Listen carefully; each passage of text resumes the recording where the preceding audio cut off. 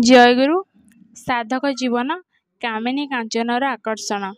ନିଗମାନନ୍ଦ ଦ୍ୱାରକା ମଠକୁ ଆସି ଦେଖିଲେ ଯେ ଏହି ମଠରେ କୌଣସି ମହନ୍ତ ନାହାନ୍ତି। ଗୋଟିଏ ବୃଦ୍ଧାଙ୍କ ହାତରେ ମଠର ସମସ୍ତ କର୍ତ୍ତୃତ୍ୱ ନ୍ୟସ୍ତ। ନିଗମାନନ୍ଦ କିଛିଦିନ ସେଠାରେ ଅବସ୍ଥାନ କରିବା ଫଳରେ ବୃଦ୍ଧା ତାଙ୍କ ପ୍ରତି ଆକୃଷ୍ଟ ହୋଇପଡ଼ିଲେ। ନିଗମାନନ୍ଦ ମଧ୍ୟ ତାଙ୍କୁ ମା ବୋଲି ଡାକିଲେ।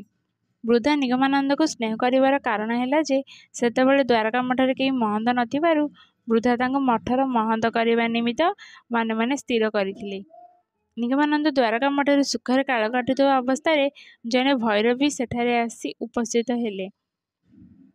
ଭୈରବୀ ପୂର୍ଣ୍ଣ ଯୌବନ, ହାତରେ ତ୍ରିଶୂଳ।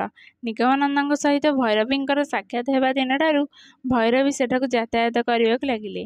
କିଛିଦିନ ପରେ ଜଣାପଡ଼ିଲା ଯେ ଭୈରବୀ ଯଶୋହର ଜିଲ୍ଲାର ଜଣେ ବ୍ରାହ୍ମଣ କନ୍ୟା।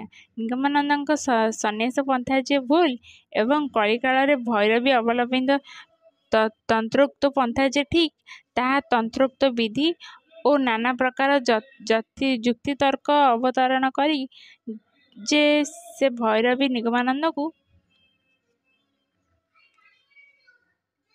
ବୁଝାଇବାକୁ ଲାଗିଲେ। ଭୈରବୀ ଏକ ତ ସୁନ୍ଦରୀ, ଦ୍ୱିତୀୟରେ ତାଙ୍କର ଅସାଧାରଣ ପାଣ୍ଡିତ୍ୟ। ଏହା ଦେଖି ନିଗମାନନ୍ଦ କ୍ରମେ ଭୈରବୀଙ୍କ ଆଡ଼କୁ ଆକୃଷ୍ଟ ହୋଇପଡ଼ିଲେ। ଭୈରବୀ ନିଗମାନନ୍ଦଙ୍କୁ ଯୁକ୍ତି ଦେଖାଇଲେ ଯେ ତନ୍ତ୍ରୋକ୍ତ ବିଧାନାନୁସାରେ ଉଭୟଙ୍କ ମଧ୍ୟରେ ବିବାହ ହୋଇପାରେ। ନିଗମାନନ୍ଦ ଭୈରବୀଙ୍କର ନାରୀତ୍ୱରେ ମୁଗ୍ଧ ହୋଇ ବିବାହରେ ମତ ଦେଲେ।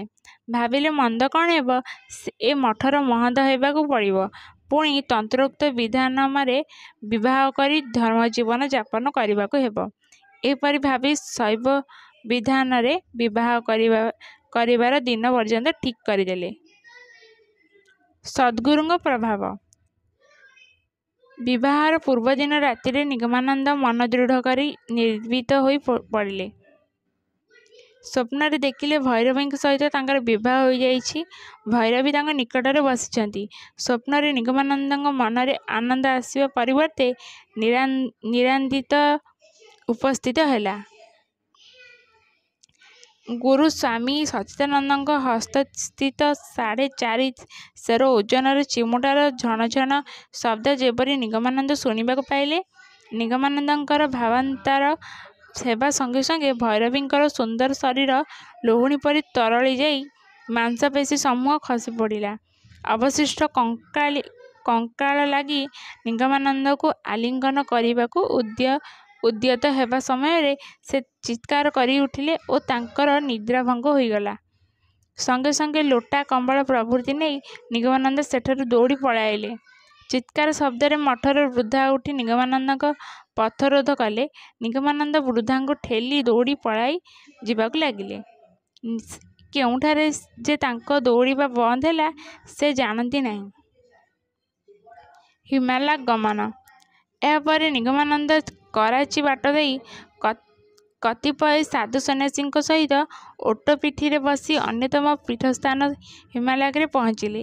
ସେଠାରେ ଦେବୀଙ୍କର ବ୍ରହ୍ମରନ୍ଧ୍ର ପତିତ ହୋଇଥିଲା ବୋଲି କଥିତ ଅଛି। ସମାଧି ଅବସ୍ଥାରେ ଯେଉଁ ଜ୍ୟୋତି ଦର୍ଶନ ହୁଏ, ଏଠାରେ ଥିବା କୂପ ମଧ୍ୟରୁ ସେହିପରି ସ୍ନିଗ୍ଧ ଜ୍ୟୋତି ବାହାରୁଥିବାର ଦେଖାଯାଏ। ଏଠାରେ ବହୁ ହିନ୍ଦୁ ସାଧୁ ସନ୍ନ୍ୟାସୀ ଓ କେତେକ ମୁସଲମାନ ଫକିରଙ୍କୁ ମଧ୍ୟ ସେ ଦେଖିଲେ। ଧର୍ମଲାଭ ନିମିତ୍ତ ଏଠାରେ ହିନ୍ଦୁ ମୁସଲମାନଙ୍କର ଭେଦଭାବ ନଥିବା ଦେଖି ନିଗମାନନ୍ଦ ବଡ଼ ତୃପ୍ତ ହେଲେ। ଏଠାରେ କିଛିଦିନ ଅବସ୍ଥାନ କରି ପୁନରାୟ କରାଚି ଫେରିଆସିଲେ। ଜୟଗୁରୁ।